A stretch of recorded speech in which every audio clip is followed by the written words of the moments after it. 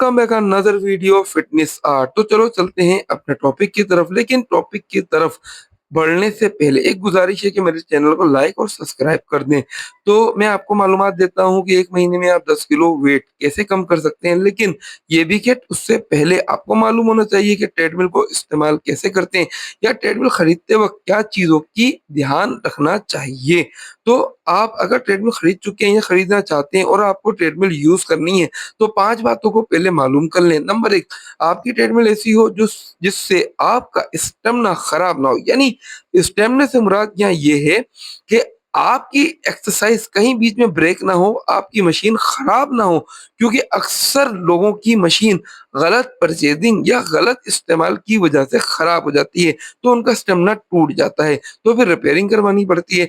लिहाजा जो मशीन आप परचेज कर रहे हैं उसमें दूसरी अहम बात का ख्याल ये रखें, या आप इस्तेमाल कर रहे हैं तो उसमें दूसरी अहम बात का ख्याल ये रखें कि उसके अंदर जो मोटर लगी हुई हो, अगर आपका वेट 100 केजी है तो 1.5 एचपी की हो, और अगर 110 केजी है तो 1.75 एचपी की हो।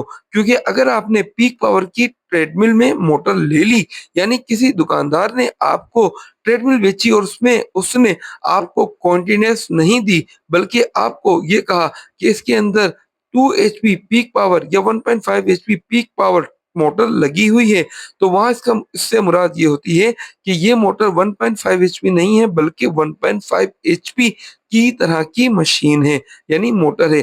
तो उससे होता ये है कि जब आपने सही चीज परचेज ही नहीं की होती, तो आपकी मशीन ऑटोमेटिकली कुछ टाइम में खराब हो जाती है। और नंबर 3 और अहम चीज, आप जो मशीन ले रहे हैं वो आपकी लेंथ और हाइट के मुताबिक हो, जैसा कि आप देख सकते हैं।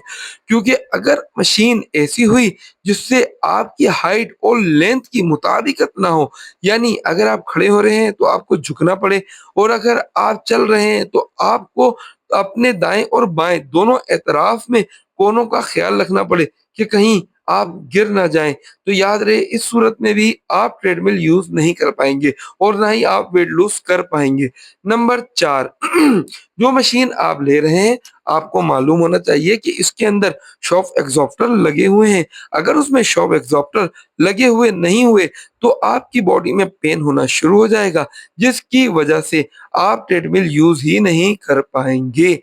नंबर 5, आप अगर वेट लूजिंग का इरादा रखते हैं तो आपको ये भी मालूम होना चाहिए तो आपको ये भी मालूम होना चाहिए कि ट्रेडमिल के अंदर एक मोड सिस्टम होता है, जिसके अंदर एक टाइम कंट्रोलर ऑप्शन होता है, यानी टाइम को आप अपनी मर्जी से सेट कर सकते हैं, जो रिवर्स काउंटिंग में चलता है। और उस तरह आप एक एक्सरसाइज 30 मिनट की या 20 मिनट की या 25 मिनट की टारगेट कर सकते हैं और इसे अपने पूरे महीने में फॉलो कर सकते हैं, ताकि आपका स्टेमिना बरकरार रहे। तो फिर 15 दिन के बाद, यानी अगर आप ट्रेडमिल यूज करना शुरू करते हैं तो 15 दिन तक तो सिर्फ आपकी वार्म अप एक्सरसाइज होती है। 15 दिन के बाद बाकायदा आपकी एक्सरसाइज जो होना शुरू हो जाती है, जिससे आपका वेट लूज होना शुरू हो जाता है।